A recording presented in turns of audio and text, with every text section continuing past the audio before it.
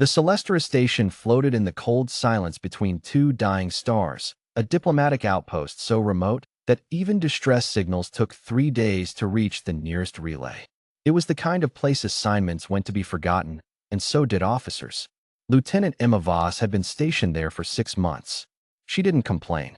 Humans rarely did, at least not the kind that survived deep space postings.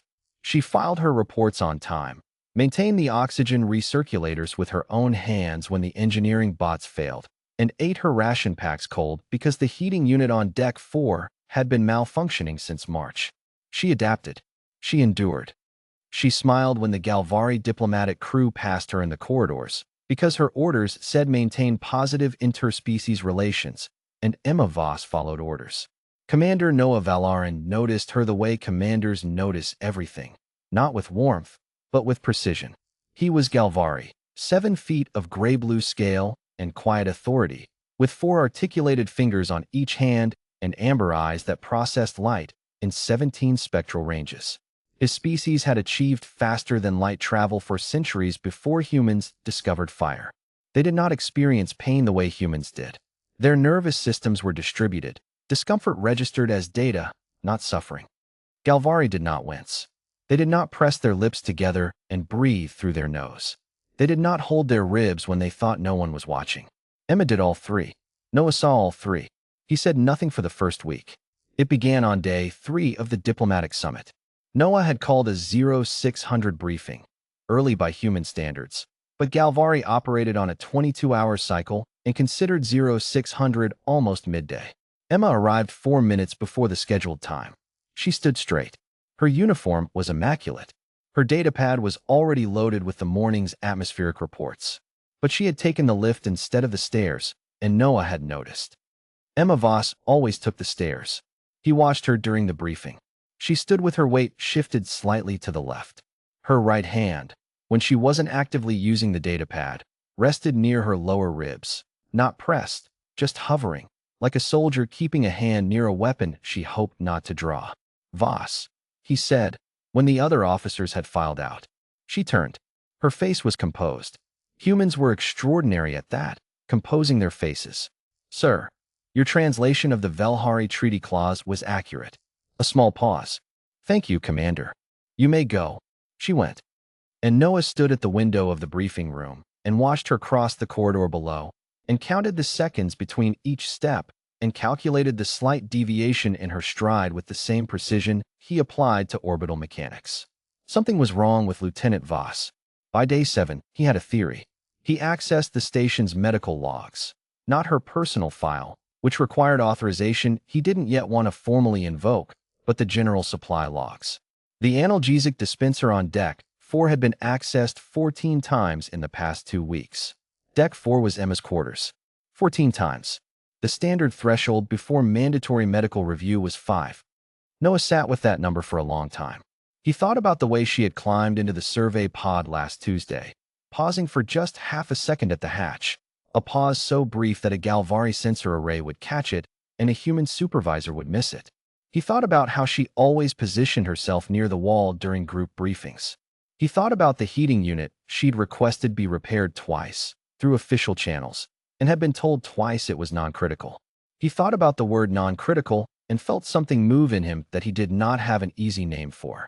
On day 10, he brought her tea. It was a human custom. He had researched it. Hot liquid offered as a gesture of care.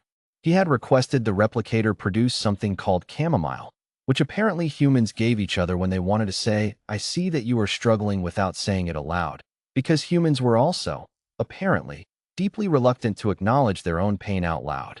He found her in the auxiliary control room at 2,200 hours, running diagnostics that weren't her assignment. She looked up when the door opened. Something flickered across her face, surprise, then the composure again, quick as a shudder. "Commander, I was just finishing." "Sit down, Voss." She sat. He set the tea on the console in front of her. She looked at it, then at him. "Chamomile. I was informed it is appropriate." A silence. Then, very quietly, "Who told you?" "No one told me anything." He pulled a chair to the opposite side of the console and sat. Unusual for him. Galvari preferred to stand in professional settings. "I observed." Emma wrapped both hands around the cup. The warmth, Noah noted, caused a slight easing in the tension around her eyes. That told him her hands were cold.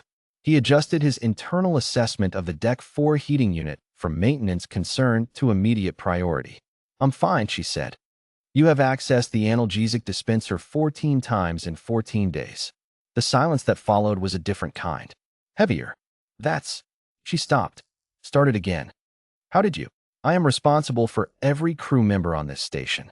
That includes you." He paused. Then, carefully, because he had been thinking about how to phrase this for 3 days, "I am not asking as your commanding officer. I am asking as someone who has watched you carry something for 2 weeks and tell no one." Emma looked down at the tea. Her jaw moved slightly, that human gesture of holding words back. "Cracked rib," she said finally. "Maybe 2. I fell during the microgravity drill on day 1. The med bay was— The doctor was occupied with Ambassador Veltheris's delegation for the full first week, and then it seemed— She exhaled. "It seemed like making a fuss." Noah was quiet for 4 full seconds. "A cracked rib," he repeated. "Possibly 2. For 14 days. It's not. Lieutenant Voss." His voice was level, but she went still in the way humans went still when they understood that something underneath the level tone was not level at all.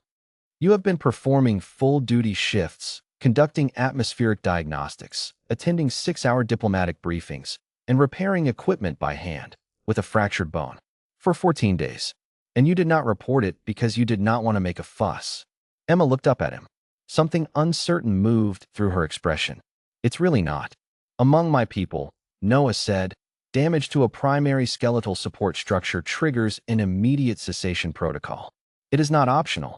It is not a matter of inconvenience or timing." He leaned forward slightly. "What is it among your people?" "A Tuesday," she said.